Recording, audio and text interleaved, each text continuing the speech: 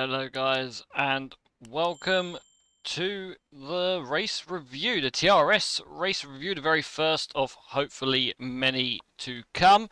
I'm your host, CMPOfficial. Welcome to you all.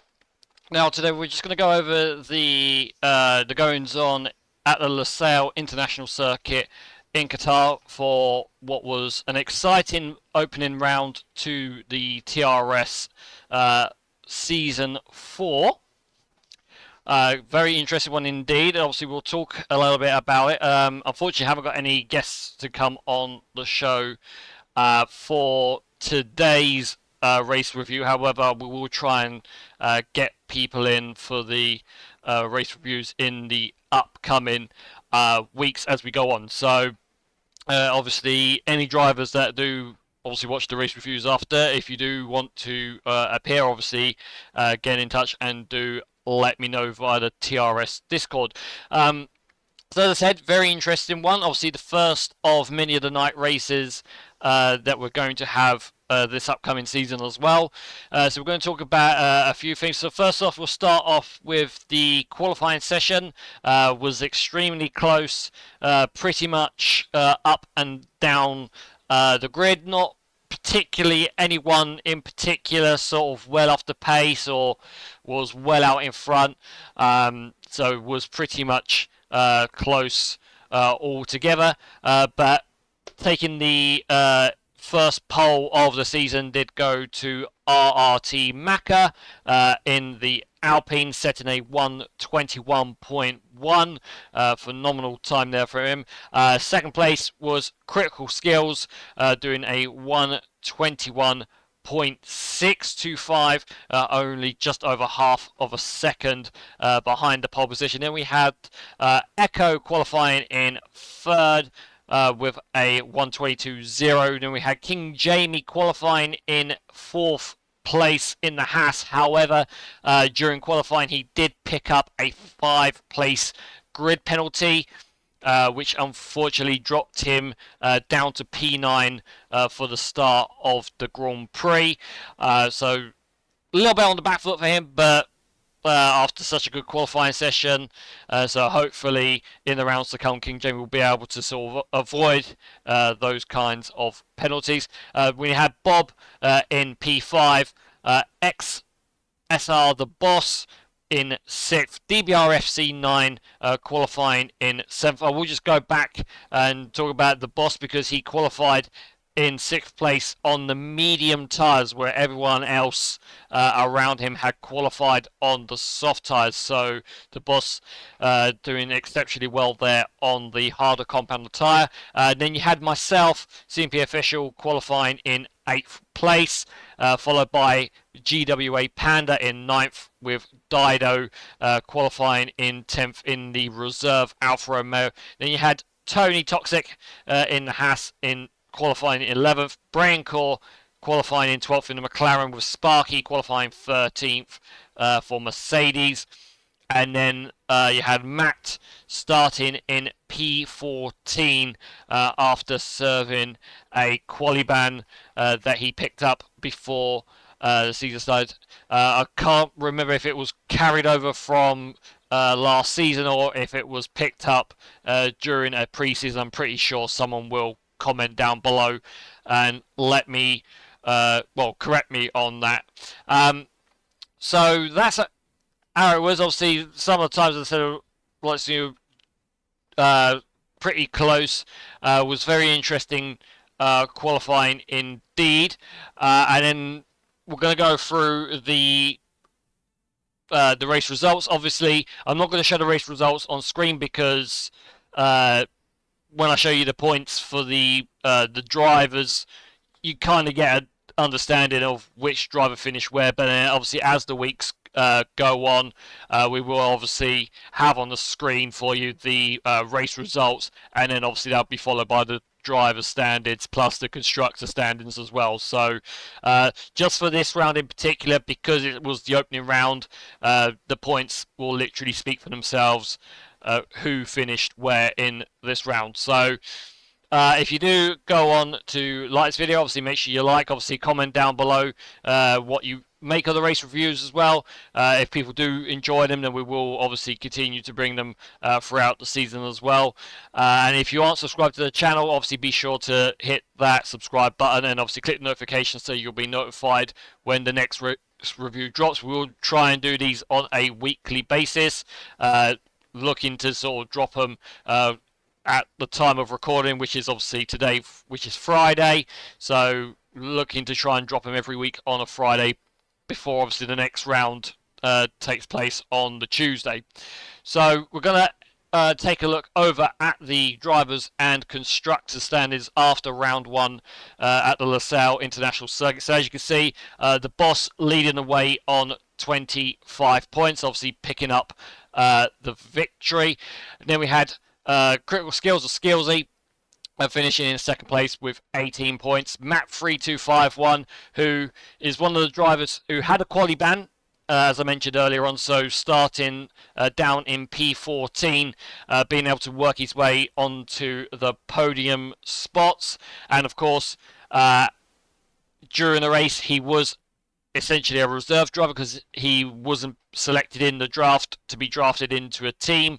So obviously had how can I put it? Had a way of sort of had the opportunity to prove himself that being the reigning defending world champion that he deserved to be in a full-time seat, and by sheer luck that has happened. So he will now be racing full-time for McLaren, which means he is partnered up with Braincore 25. So it's quite a decent team there. The two drivers don't really see eye to eye, but it's going to be interesting to see if they can work together for the team and try and get McLaren up the constructor standings and try and make McLaren constructors champions once again. GRL Echo So Echo finishing fourth on 12 points. Maka finishing in P5 after starting on pole, picking up 11 points. And I've highlighted his name in purple with white outline. What I'm going to try and do is every week the driver that picks up the fastest lap from the race will have their name highlighted in purple with the white outline. So you sort of know who's picked up the cheeky fastest lap point. And in this case, it was Maka, as I said, qualified pole. So it was sort of inevitable that the fastest driver in quali is likely to pick up the fastest lap. But it's not going to happen every week, but usually the first round, that's what tends to happen. So Maka on 11 points there. Then we had ARL Bob, who finished in 6th, picking up 8 points. Panda finishing in 7th place, picking up 6 points. Then you have myself, CMP, finishing 8th, picking up 4.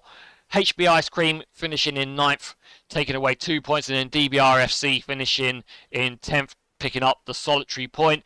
Tony, Bray and Sparky finishing just outside the points, so still yet to score at the moment. King Jamie and Dido were two drivers who unfortunately DNF'd from the race, so no points for them unfortunately. VXL VVS unfortunately didn't turn up for the race, so doesn't score. Slow as Duck didn't turn up, so doesn't score any points.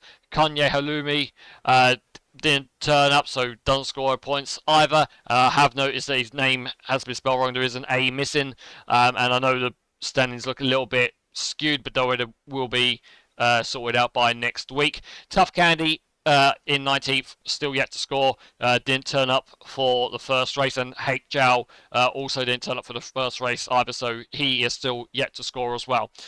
Over to the constructors, as you can see, AlphaTauri leading the charge on 33 points. McLaren in second on 18 points. Williams sitting in third on 15. Aston Martin in fourth with 14. Alpine sitting in fifth place on 11 points. Scuderia Ferrari sitting in P6 with 6 points. Alfa Romeo in 7th with 4, and then Mercedes in P8 with just the 1 point, and Haas and Red Bull still yet to get off the mark.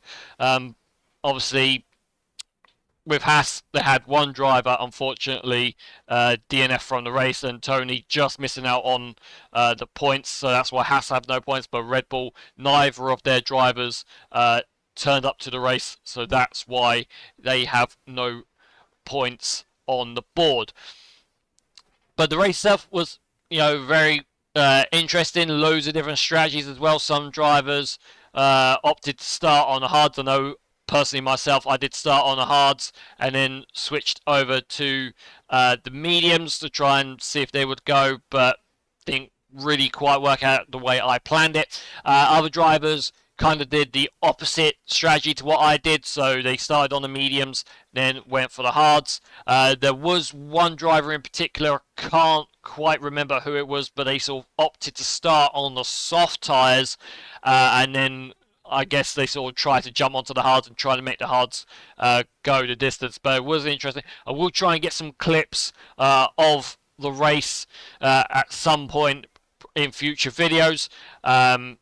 Again, it's just time constraints as well. Obviously, working full time and trying to trying to sort of squeeze everything in. So, if we can get some action in, we'll do. Obviously, if any of the drivers, as I said, if they do watch this, if they do want to send me some clips in of, like, you know, their best overtakes and vice versa, feel free to send them to me via a DM in Discord, and then I will highlight some of them on the race review as well. So that all gives you an idea of how the drivers and constructors are at the moment. So AlphaTauri looking very strong with ARL Bob and the boss.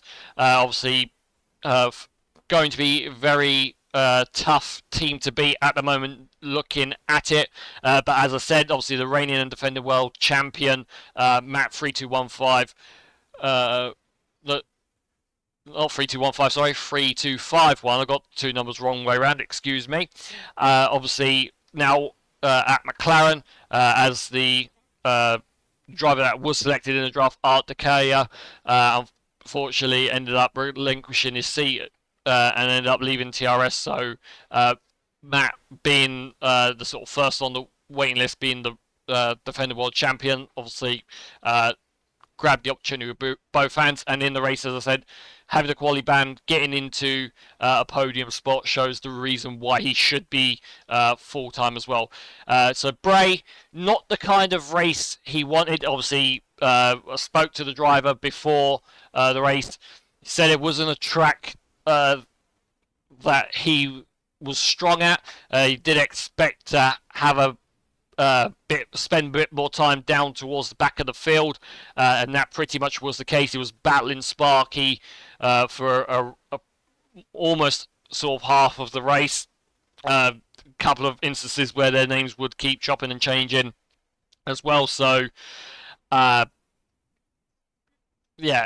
you know, it definitely looks as if the Braves potentially going to be the number 2 driver, with Matt coming in being the reigning world champion.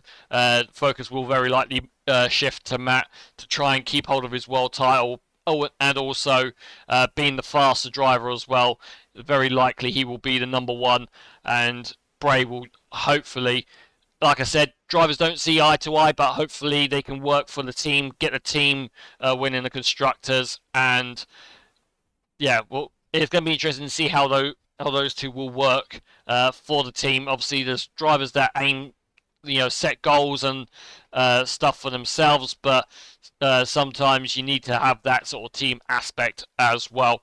Other teams that are sort of looking strong, obviously qualifying wise, you know, King Jamie looked strong. As I said, if he didn't have the 5-second penalty, could have, you know, posed a threat up the front.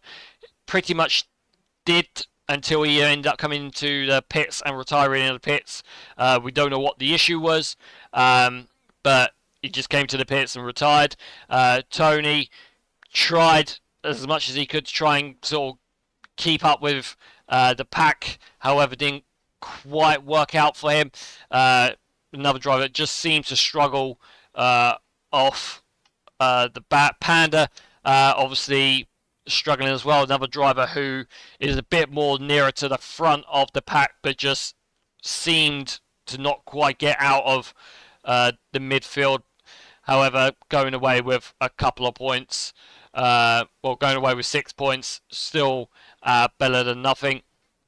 Obviously, Echo looking very strong as well. Obviously, Critical Skills is a reserve driver at the moment, so putting in a good performance as well. So hopefully at some point he will get a full-time seat. If he is able to do that, we'll have to wait and see. Sparky, well, what can we say about Sparky? Sparky is Sparky. You can usually always find him sort of down towards the back of the field. However, always a driver that gives it 100%. The driver that's happy to pick up the pieces, sort of sit back, stay out of as many instances as possible. Just sort of get to the checker flag, and when other drivers have instances or make mistakes and stuff, Sparky's always there to sort of take that place and then try and hold on to it for as long as he can. And if he lands in the points and is able to take a cheeky point here and there, as far as he's concerned, very good day in the office for him. Unfortunately, this track didn't quite become one of those tracks, but in order to put in a good performance and be able to get himself try and get himself in the mix is, I guess, all he could ask for, really. So still interesting, but as I said, it's still early days.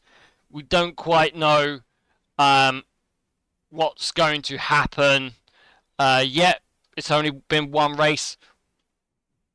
Everything can still change. So as we mentioned, we obviously mentioned the driver roster. So as you can see, so not much has changed, obviously, with the exception of McLaren, with them now having the reigning and defending Season 3 World Champion. So it'll be interesting to see. As I said, Aston Martin off to a shaky start in the defence of their Constructors title, but again, still plenty to come. So before we wrap up, I'll say this is probably going to be quite a short video. There will be other videos that will be a little bit longer. We will take a look at the calendar. So we've done round 1. So the next round that we do is round 2 in Bahrain, which will be a sprint race weekend, the first of 5. So, or actually, having said that, will be the first of 5. This calendar hasn't been updated yet, but more on that. So, as I said, Bahrain sprint weekend. Obviously, top 8 will score points, so it's going to be interesting to see who can do that. Obviously, first place will get 8 points, down to 8th place that will score the 1 point, and obviously the qualifying will determine the order for the sprint race, and then the result of the sprint race will then determine the order for the race proper. So it's going to be interesting to see what tactics drivers use, whether they'll the qualifying use it more of a practice session, not too fussed about where they finish, and then obviously come the sprint, obviously make it count to finish as high as as high as they can, in order to be in a good enough position come the race to be able to fight for the main set of points. So mentioning about a slight little change. So in regards to round 19 in Vegas, obviously due to the game having timing line issues and safety car issues at a track, because obviously all the other tracks are fine. Obviously Vegas is the only one that seems to have the issues surrounding that. That will now be replaced with the Netherlands. So round 19 will head over to Max Verstappen's home nation of the Netherlands and to the Zandvoort circuit, and that will have the sprint race weekend in replacement of Vegas. So it will be Austin, then Zandvoort, then Suzuka in Japan. So as I said, this hasn't been updated, but it will be updated on the Discord the TRS calendar channel on the Discord over the next couple of days, as soon as I'm able to get that sorted out. Anyway, guys, that's gonna wrap it up for the first race review. Again, as I mentioned, if you do enjoy these, obviously be sure to like.